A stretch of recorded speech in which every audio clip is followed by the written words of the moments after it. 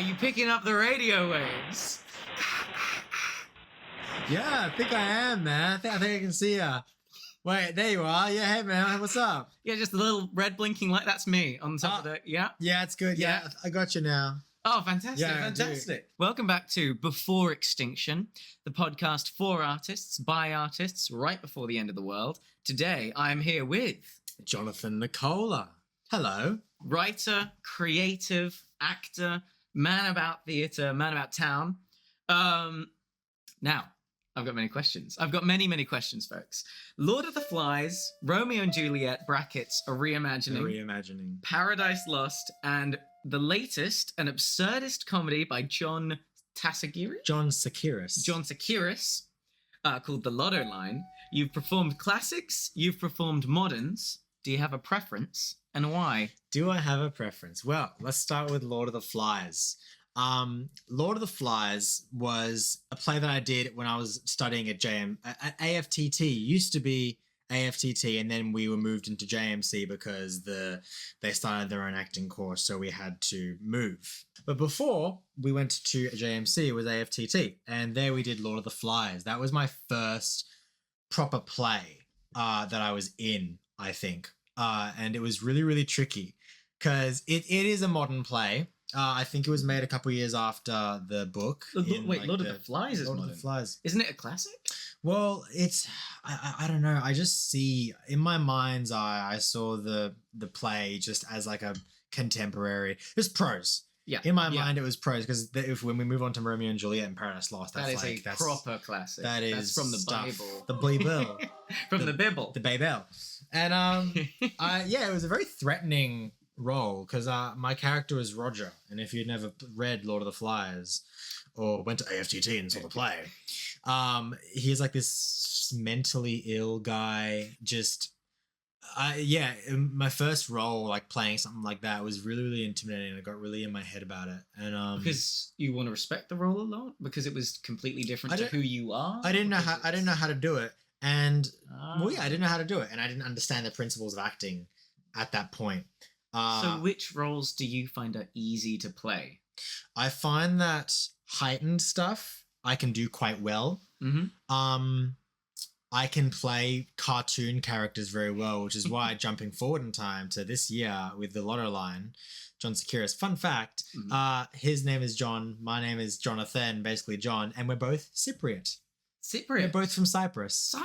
And it's amazing. Gosh. And it's his play inspired me to start writing my play, which is really, really great. Yes, we're going to get to that later. Yes. But like Mr. Borvin, my character, is such a wacky and zen. I'm really good at going all the way. Because now, for context, we should say The Lotto Line, absurdist play, comedy, partially tragedy, about a bunch of people waiting in line to get the lotto tickets. Yeah. But right before it's announced, time stopped.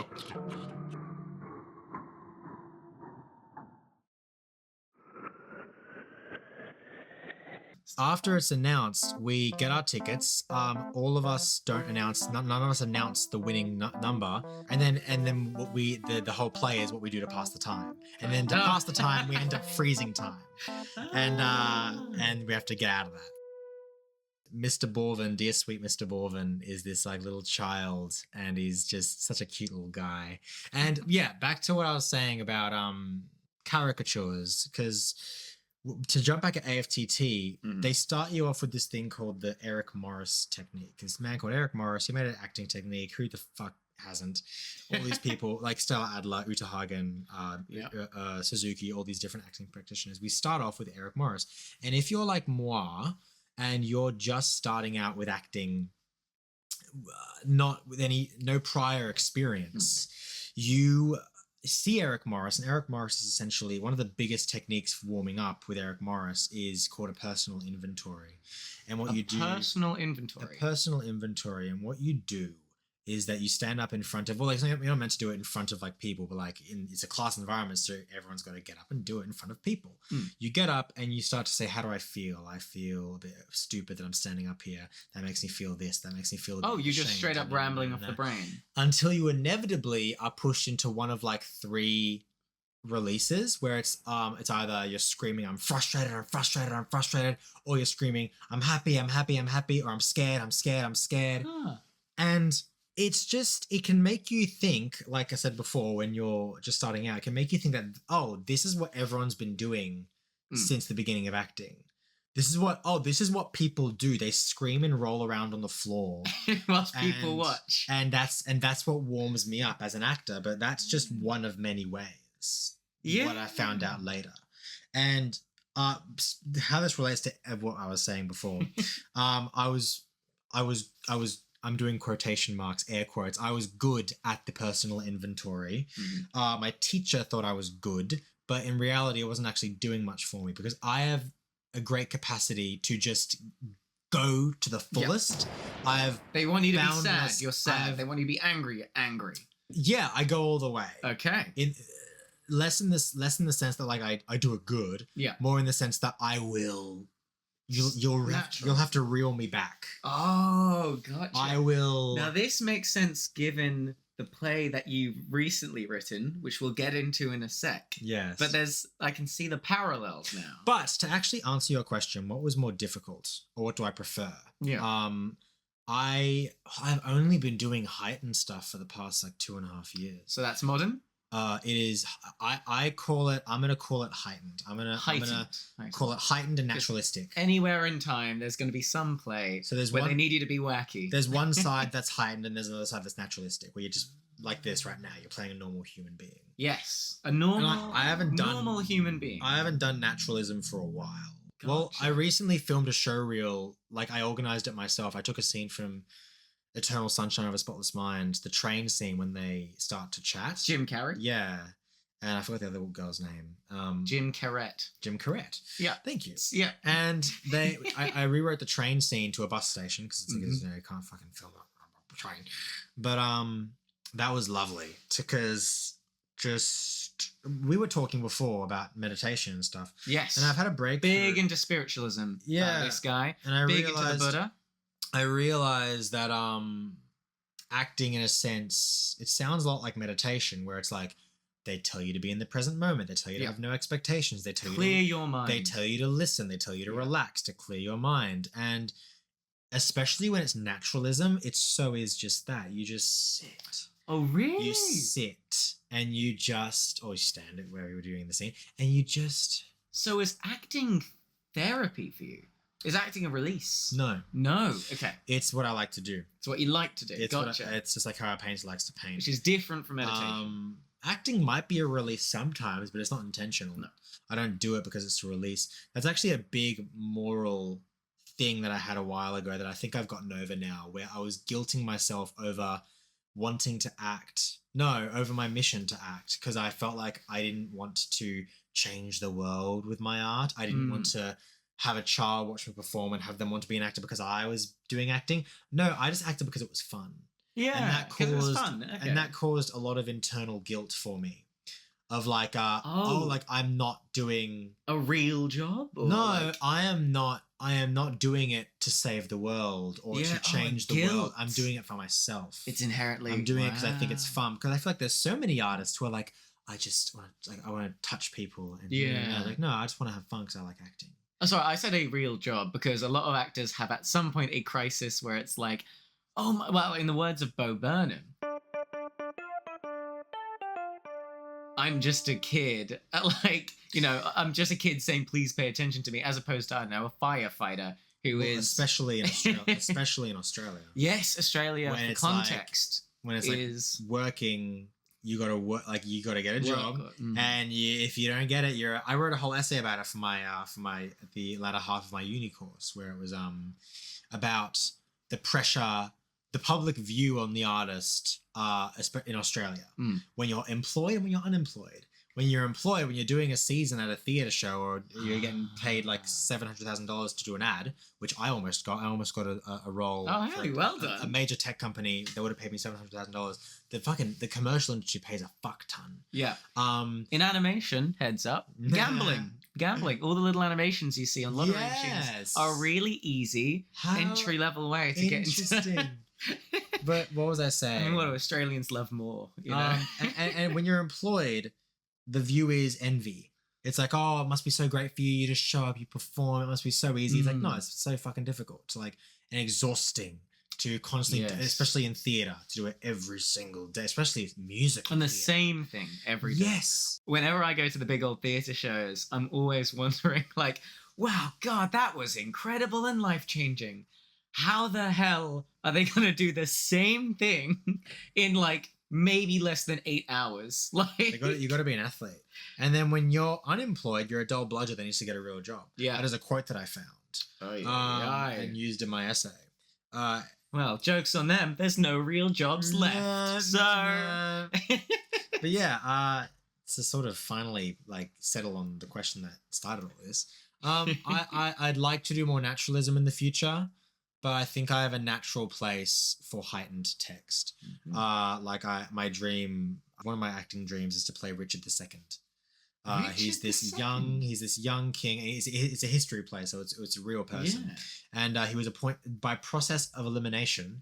He was appointed king at age 11. He wasn't evil. He wasn't Machiavellian. By process of illness and death in war, he was crowned king at age 11. And he's like, it goes. I think he was finally dethroned. He was like via a coup. He was dethroned at like 30. It's a very, very interesting character, and I'd love to play him one day. Well, moving on to the next question. Yes. Let's say at the start of this year, an increasing number of disappearances were being reported by the police. Let's just say last month, the missing people have spontaneously been reappearing in the woods just out of Sydney. Just last night, Jonathan, you swear you saw yourself in an alleyway. What do you think is happening? How do you prepare? What do I think is happening? Wait, so people disappeared? People disappeared at the start of this year. A month ago, they started reappearing in the forest. Just walking out of it. And then I see myself in an alleyway. Last night, you were walking. What you were probably getting the transit home from uni. Yeah. So like there's this global news that people are like re-entering society. These clones. Not clones. These people who have gone missing are re-entering society. Mm-hmm. And I see myself in an alleyway. You're coming back from uni. What on the transit. You're slightly tired.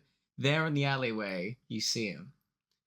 What would I do? What would you do? I'd probably have a panic attack. I'd probably that reminds me, I'm going to detract from this. I was in a theatre show. I was watching a theatre show that does mask work. It was Shakespeare. It was King Lear, but mask work was used. And mask work being just masks are worn. Okay. During the performance. And there's this weird. This one actor. He had a half mask on, so like the top half of his face was a mask and the bottom half of the mouth was out, so you can like project. Yeah. And with the mask on, he looked like me. I'd probably try and talk to him. You try and talk to him. Also, well, how would you prepare? There were so many people going missing. They're suddenly coming back. You see yourself. Do you ask any friends if they've seen themselves? Do you stock up on food? I wouldn't stock up on food. I wouldn't stock up on food. An emotional I would think this is something that could be easily resolved. Easily resolved. I think this is some natural phenomenon of like these mimic creatures. And it's not like an end of world scenario. It's like bears. It's like God damn it! One of the Jeremys is on the fence again. It's nothing special if like an extra 100,000 bears were to appear and walk into the city. Like shit, it would be shit. This bear, but it would be resolved. Yeah. My thought is like, okay, this is fucking terrifying, but I doubt it would be the end of the world. I'd be like, okay. Yeah. So like maybe if I was wrong, I'd be quite underprepared. You'd be checking the Dow Jones, seeing if it's affected the stock market. Yes, I'd be counting my pennies. Counting the pennies. No, I would not ask friends. Counting the pennies? Like how many pennies there are? Maybe. I'd tell people I'd tell people about the experience, but I don't think I'd ask them if they had seen themselves. Interesting. All right. Well, you've studied at JMC for acting. Since then, you've been in several plays. But recently, you've taken to writing your own. It's called My Last Day Alive. Mm-hmm. Now, I've watched what do you call it? The test screening. The recording. The test screening. A stage reading. A stage reading in which you practice the play. I can say it's strange, it's meta, it's lovely. Most importantly to me, it's this wonderful mix of comedy and tragedy. For context, audience, to any of you who've survived the grand duplication so far, for context, the play is about, if I can say spoilers, it is about a skinwalker, a doppelganger, inhabiting the body of a famous writer, going back home to the writer's house, only to find that it's been haunted by one of his late but most greatest fans. Now, take us through how you got to this point. Why are you writing this play? Well, in theme with the world that we're in right now, it started off as an apocalyptic thing. And it used to. I always, because I write with a image in mind. Yeah. I write with a single scene or a single moment or a single image in mind that I want to reach. And for this play, it was the monologue at the beginning. Yeah. It was a man coming up. A man, quotation marks. Rambling, and they ramble. And then you're like, what the fuck are they talking about? And eventually they talk about how they start to kill someone. It's like, what the fuck? And then it's like, and then I became, and it's like, what the fuck? I want to have that realization of like, and you saw it in the recording too.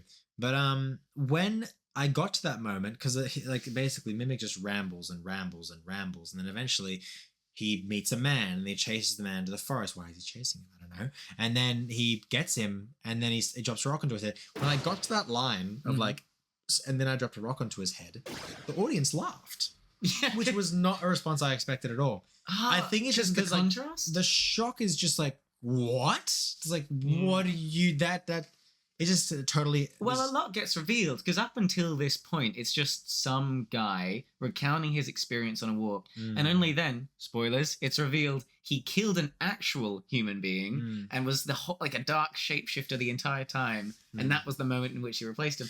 So maybe like all of those messages at once, you know, after the sort of like, I was walking, and then I killed a guy. It was just like, wow, hold on. I wanted that shock of it. And actually, I kind of lied. The monologue hadn't existed from the beginning. What existed from the beginning was the idea that it was just two people talking. And it was set in an apocalyptic bunker where these mimic creatures were walking around. And there used to not be a monologue. It was this boy trying to survive. And it used to be called My Last Day Alive because the bunker was supposed to be a metaphor for this like shut-in and how he just like closed himself off from the world and like, oh yeah, I remember now. It's all coming back to me. We're seeing his imaginary character that he used to inhabit as a child. So there's this apocalyptic soldier survivor. Yeah. And he's denying reality by living in this bubble. And then it ends with him leaving the bunker. And by then the audience has realized that it's a metaphor for him just being a shut-in in his room in like real life world. And that's this imaginary character's last day alive. Because he faces the apocalypse being everyone else. Wow, the end of his own world. The end of the world in his brain. And then... That's clever. And then I added an extra person to it. I just couldn't figure out how to write it and make it engaging. I added an extra person to it. This is when I started to introduce the concept of mimics. It was a girl who somehow gets into his bunker. I don't know how, but like, it's like, I need to stay in your bunker. I can't remember. And then it reveals that she's a mimic. Pretty early. I use that pickup line as well. Yeah. Yeah. Hey, can I get you a drink? I'm trying to avoid the fallout. I'm trying to be a mimic. And then it's I toyed with the idea of revealing that at the end, but that he was a mimic too, and they both were just inhabitants, and like they both didn't know. They both weren't aware. Oh, they weren't aware that they were mimics themselves because they adopt their Because memories. Actually, the truth is, I'm stealing all this from my fantasy novel that I wrote in high school. 80,000 word fantasy novel where I did have a shapeshifter in it, and the way they worked was that they inhabited all the skills, the memories, the voice patterns until of that they person. became. And then it's that tough balance of they have to maintain who they are and not forget that they're a shapeshifter. And by the end, like the fate that his name is Mikdra, the fate he suffers at the end is that he believes that he is the person and ends up sort of turning in like the main guy. They all die at the end. I can sympathize with this. As a kid, you come up with so many wild and obviously not commercially viable ideas. Then in high school, you start to like pad them out. You read your favorite books, so you want to write your favorite books. Then maybe you join an acting club, or maybe you join a film club. Then you go to university, you study it properly, you be in a few things, and eventually you try and get other people to be in something you've written. And that's your journey. From fantasy novel to just a fun sort of like, well, here's a metaphor for anxiety, to, well, I need a second person and the apocalypse needs to be interesting. It needs to have skin creatures in it, shapeshifters. And that's how you got to the mundane. I think the story just evolved. Yeah. I think it just evolved like all into good what it was things supposed to be. Yeah. And then and like a doppelganger, it stole a few things along the way, like all good things do. Like all good things do. But yeah, it's funny how just as I kept going, the ideas kept just coming to me. And yeah, it was it's come a long way. And I'm ready. I know exactly where to take it next. Well, speaking of next, I've got a next question. Let's say last night you went home after seeing yourself on the trolley. Okay, yeah. He's there in the alleyway. You're panicked, but you can't do anything about it because the light rail's already gone off. You get home, and you go to sleep. You do the whole routine, and you're nearly there. You're struggling honestly because you saw something horrifying, and then you hear a knock at the door. You look outside the window of your house, just above the door, just out of angle of whoever behind the door can see, and you're looking at him. He's not looking at you, and it is you. What do you do next? I probably don't open the door. You don't open the door. Absolutely not even if it's yourself. What? Why would I open the door? I'm making a face right now. I made a face at him just now. I made on the radio waves. And it was a face that no human could make. I would not open the door if it was myself. Not even if it was myself. Why would I open the door for the radiation poisoning? Why would I open the door for myself? Now, you're an actor. Would you open the door as yourself? Would you try and put a voice on first to trick the doppel Jonathan? No, I would not try to manipulate it. I think it knows exactly what it's doing. I think it knows, with my understanding of how these things would work, with my philosophy, like, I think it knows it's the right house. It knows I'm behind that door. It knows me. Yeah. So what nightmare scenario? You go around. You wouldn't fuck around. I wouldn't fuck around. You wouldn't go up to it, put on an accent, and say, "Hello, is this the pizza man?" No, maybe Joseph. Because I would. You. I would. And if it was my skinwalker, I know that on the other end of the door, he would then put on an accent, and we'd do a bit together. So your hypothetical assumes that they are like me. Well, if they take your like memories, yeah. But do they have my intentions? Good point. Do they have my intentions? I'd be scared because my intentions have always been to look like someone else the best I can, steal their life, and then eat their corpse. Okay. So I'm worried if the doppelganger has those intentions. That would be pretty scary. I'm glad we're on the radio. I'm glad. So, all right, sorry, let me get back to the scenario. Knock, knock, knock. You see him out the window. I've never called the police before, for myself at least. I think I would just call the police. But in this hypothetical, it's okay if you don't want to reveal it to me, but like, how destabilized is society at this point? Or is it still like very total fresh? Not total I'm probably collapse. just calling the police. Probably calling the police. They've heard of this at this point? I don't think I'd call a friend. No. I'd probably just call the police. Okay. And I just treat it like any intruder. Like any this intruder. This is not a friend. Okay. This is not a friend who's at my door. See, this is the problem with you, Jonathan. You're too smart. You wouldn't ever be in a horror movie. I'm too safe. I'd be there saying, "Well, boy, gang, we gotta split up," and then you'd hit me in the head. You'd say, "No, that's stupid." Yeah. Okay. All right. Well then, one last question, and it's a silly one. This is a silly question. What drives you to write? Oh. Why do you tell the stories you tell? And why do they need to be told? Oh, how cute. Why do they need to be told?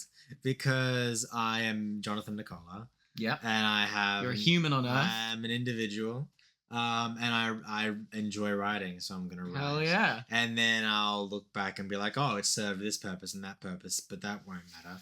the purpose would be revealed to you. Yeah, of course it will. Yeah. What drives me to write? Why do I need to tell? Why do I tell the stories I tell? Because they engage me. It's what excites me. I have a bit of an apprehension with a lot of art. You've never written anything you find boring? Especially, no. No, I mean, who would? No. I Mom, Dad, I made a play. It sucks. I don't enjoy it. It's not my draft thing. one sucks. Draft one sucks. But thank God I have the vision. Yeah. Thank God I can see what it needs to be, and Form then it out of work clay. on it, and then I work on the clay. Well, draft one is sourcing the clay. Yes. Draft one is finding the stone, reading, and then watching, chipping away at the stone. No, I mean draft one is literally creating the stone, not because you don't. Let me go on a little rant here. All right, rant. Goes beyond writing, goes like into acting, more into acting. I don't believe really in acquiring knowledge necessarily for like acting. Acquiring like, you have to watch this film, you have to know about this director, you have to know about this actor and their philosophies, and you have to does a sculptor learn about the history of sculpting? No, they go out and find rocks. Yeah. So go out and get roles. Go out and watch watch the stuff you want to watch. In the words of Joseph Campbell, this lovely little spiritualist guy who used mythology, he says like he didn't swear, but fuck being interested in stuff because you feel like you ought to be interested in it. So if you go your own path, you'll be okay. You're gonna be okay if you go your own path because I believe everyone has a destiny, whether it's to write or to act or to be a mother or to be a father or to have one conversation with someone before they die tomorrow. To see yourself in an alleyway. Follow him home. Knock on their door. And then not be let in and then be arrested by the police. Yeah. Yes. And then released on bail. Only to recuperate restraining order, break restraining order. Say, I've always been in love with you. Always been in love with you. Cry. Throw a boombox through the window. Climb through the window. Then the real you is there. You realize you have to say the love you thing again because you didn't hear it the first time. Again. Get social anxiety. Rappel back down the window. Rappel back down. Realize. Walk down to McDonald's. And shapeshift into someone else at that point because it's too much work. Yeah, it's too much fucking work. And repeat the process all over again. But it's why do I? Yeah, it's I think I'm still measuring up if it's an insecurity or if it's a fact. I feel like there are a lot of people out there who make you think that you need to be like them. Study. You need to study and you need to know your shit and you need to know this. Or if you're someone like me, not to make it a thing about ego, but if you're someone like me who just likes it. Yeah. You just like it. I'm a dog chasing the car. Why do you like math? Why do you like because I'm reminded of this clip, and it's not just her. I forgot her name. The woman who played Jim Carrey. No, not Jim Carrey yet. Not that lovely lady. It's this old actress, but a lot of actors have talked about it, about how important art is, and how important any kind of art is, and how crucial of a role it serves, and how I forget the specific words they use, but they make it sound like art is more important than other functions of the world, which I like medication, like disagree with. Like anything, like accounting, like entertainment's just 1/6 of the human experience. Yeah, like I read a poem once that was like people, even the most scientific person, like they're talking about average people, which I hate. Like even they read poems at funerals, even they dance to music, even they we have a natural compulsion to engage in art, which is true. Yeah, everyone likes a little bit of art, and then but do you know what? Also, everyone else has and relies on speakers. To listen to this podcast, microphones to pick up the audio, iPhones to know what time you're going to be. They've got the stage, they've got the set. And who makes those? Nerds who don't really care too much. Aren't interested. Aren't very interested. But in the words of James Baldwin, we all need each other. We all need each other, and we all serve our role. And I think it's important that you have pride in what you do. Mm-hmm. I have pride as a writer. I have pride as an actor. I have pride as a director, which I recently did, and it turned out to be really good at. You must have pride, whether you wash dishes in a restaurant, whether you're taking out your aging mother for dinner, for lunch, whether you're a primary school teacher, you must be proud. If someone wants to say like, oh, like, but no one wants to be a bus driver or a janitor, it's like I would wager to disagree.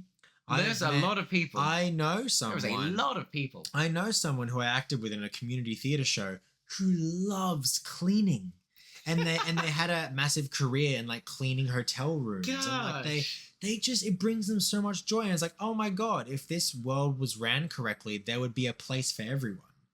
Because it's how it works. Like there is a place for everyone for the most complex and for the most simple roles. The most like, there is because we have contrasting views about spiritualism. I think everyone has a destiny that you can ignore. Mm-hmm. You can stray from that path, mm-hmm. but it could be the most simple thing to the most complex and the most scariest. Because I feel like, there's different. That's the beautiful thing with our views. We can just word it differently. Yeah. Because you have gut feeling. I have divinity. Oh, I see. Different phrases for the same idea. And there's this lovely quote from this book called Maktub by Paulo Coelho, who wrote The Alchemist, where he says, he talks about divinity, and he says how divinity is an amazing counselor but a terrible prophet.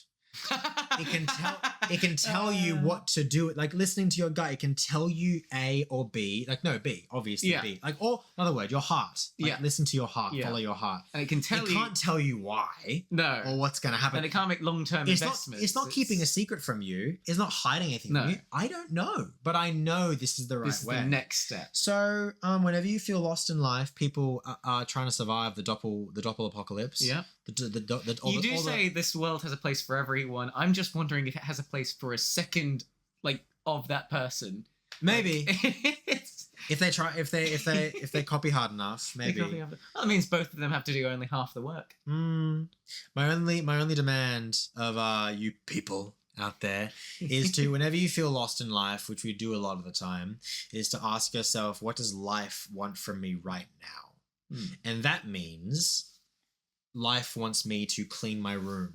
Yes. Life wants me to go for a walk. Life wants me to take the identity of the man I found in the woods, steal his skin and wear his clothes, then go to his wife and pretend. Break window.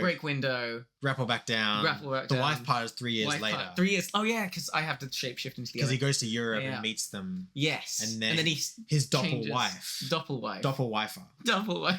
And they make a movie about it, and it's really shit. They go to Doppel Hollywood. Yeah, Doppelwood. They get Doppel Henry Cavill to play in it. Yeah. Yeah. And then Doppelstein comes and does some weird things. On the Doppel list? Yeah. On the Doppel Island. The little Dop book. Yeah. And all we can think to ourselves the whole time this goes on is, boy, if I had a coin for every time it happened, I'd have two coins. If only I opened that door. We wouldn't have we wouldn't have the Doppel Island. Well, I'd like to say that your philosophies are beautiful, that this has been insanely inspiring. Thank you so much. That was Jonathon Nicola. Next up, we'll be interviewing the original Jonathon Nicola and not his doppelganger. He'll be coming tomorrow. Yes. You did leave him alive, right? Well, that's his business. I don't know what he does, but he'll make it. He'll be fine.